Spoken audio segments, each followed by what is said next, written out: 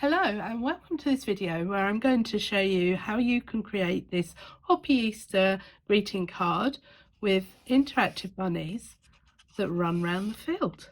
The first thing that I'm going to do is the background of my card, and for that I've taken a sheet of A4 paper and cut it 15 centimetres by 15 centimetres square, and then with the remainder of the sheet I've then cut another sort of square, but it's not quite 15 by 15, so I've basically got the front part, the topper part and the background out of the same sheet.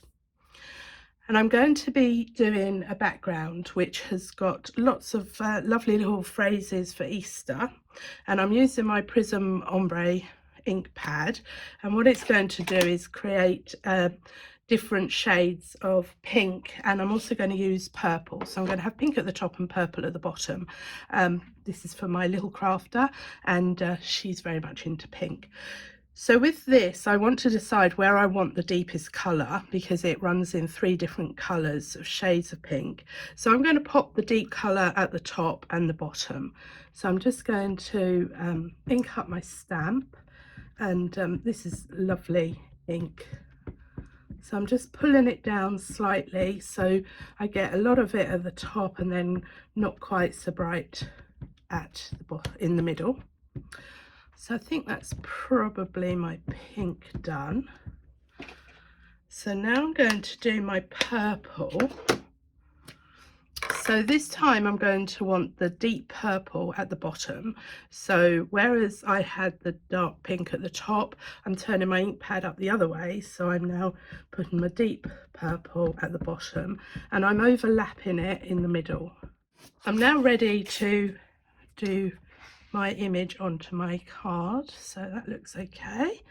So I'm just going to give it a good old press down, and I'm using my press to impress with the rubber stamping part, which it comes as a rubber stamp, but you also get a stencil attachment which I'll be using later on. So here's my finished background. Now I'm not worried about the faded bit in the middle because that's where I'm going to put my topper design, so I'm happy with that. So the next stage is going to be cutting it out.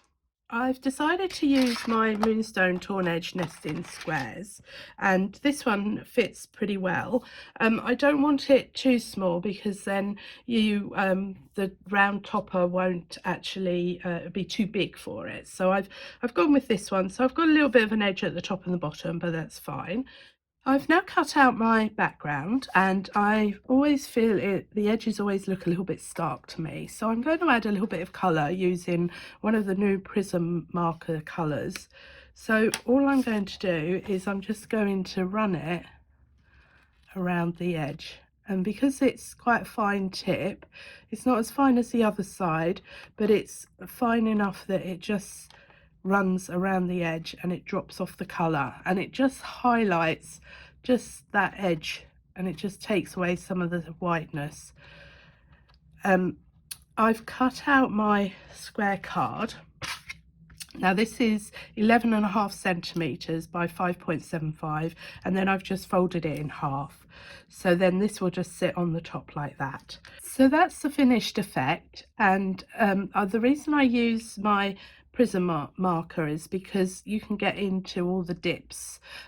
You can get the same effect with a ink pad, but you won't get all the way down because this is torn effect. You won't get right down into some of the grooves, so that's why I use my Prism marker. And the great thing about the hunky dory is that they all color coordinate. So now just a word on the embossing and the stencil. Now the embossing folder has a raised bit, which is this bit here, and a dip bit, and this is so that when it runs through your machine, the raised bit will be pushed into the dip and it will push the paper and give the paper the shaping. So what you need to make sure is that you have your stencil the same way as the side that you want. Now if you have the raised bit pushing into the dip, you get an embossed effect so that the rabbits come out. If you do it the other way around, you get a debossed effect and the rabbits go in. So I want to have an embossed effect because I like it when the rabbits spring out. So I'm going to look for my dip, which is this one here. So my rabbit here, I use this one as a guide. I need to make sure that my stencil lines up with that rabbit. So that's my stencil the right way round. I'm using my Mica Magic colours and a fine blending tool, and I'm just going to start with the bunnies. So I'm just going to pick up my brown. I give it a little, you can either use kitchen towel or I tend to blow on it, but you'd want to take some of the excess off, and you're just going to be making little circular motions to add the colour to your bunnies. I've now finished my colouring in, and I want to add the sentiment to my topper. So I have this lovely Happy Easter, and it came with 2 little flowers. So I'm going to pop my Happy Easter at the top here, and then one of my flowers will go there, and then one of my flowers will go there. And I'm keeping this centre bit free because I've got this flower brad that will then allow the topper to spin round. So I'm just going to close my press to impress so it picks up my rubber stamps, and I'm going to use my green. I thought I would do a different colour for this bit, for the sentiment, as I've got quite a bit of pink and purple, so I'm going to do it green. So I'm going to be using this end of my coloured ink pad. So I'm just inking up my green. Now I really love this prism ink pad because it's really great for the fine detail. Then I'm going to do a pink flower, so I'm just going to ink up my little pink one, and then I'm also going to do a purple one because who wouldn't want a purple flower? So there we go.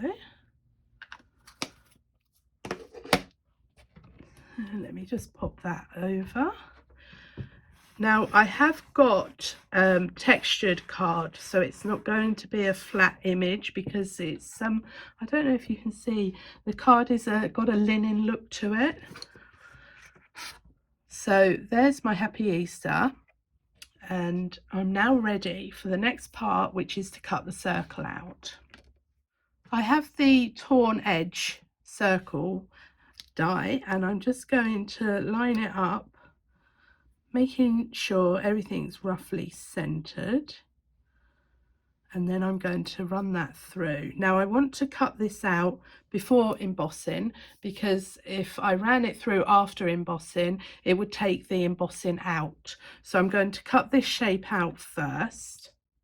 Here's my circular bit all cut out, and I'm just going to add a little bit of colour to the edge, the same as I did on the background, but this time I think I'm going to pull out the green and give it a green background, so it looks like they're hopping through a field. Now the next thing I need to do is to emboss my bunnies, so I'm just going to get a couple of pieces of low tack tape, because I'm going to need them to hold my little circle in my embossing folder. So this is my dip area, so this is where my stencil was facing. Now if I turn it over you'll see that this won't line up because I did the stencil the other way round. So it's really important, depending on whether you want an embossed look or a debossed. So here's my bunnies, and I'm just going to line my bunnies up. The bunnies are the easiest thing to line up on here. So that's about one, and then I'm just going to very gently press my low tack tape, and it might move, so just bear that in mind. It doesn't help it's got the back bit, and I'm all fingers and thumbs. Right, so there we go. So that is now ready to emboss. I'm now ready to attach my circular design to the front of my backing.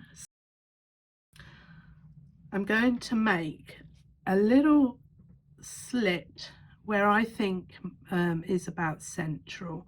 So that looks about right. I'm then going to take my brad, and this is where it all gets a little bit fiddly, and I'm going to poke it through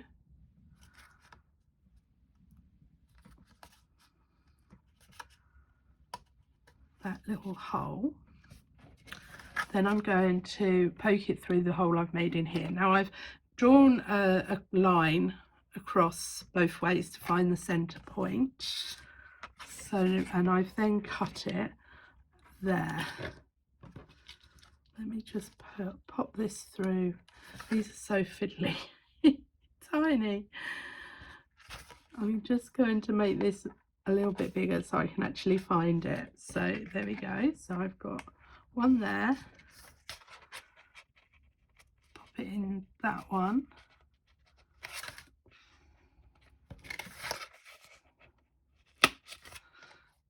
And then I'm going to open it up at the back. There we are. So now my bunnies will chase each other around the field. I've added the topper to my card on foam pads and it's now finished, and the thing I love the most about this torn edge is that you don't have to worry about being overly straight, because obviously it's all zigzagged, and so it's brilliant for me. And there's my little bunnies running around their field, and I think my little crafter's going to love that for Easter. Have fun creating, and thanks for watching.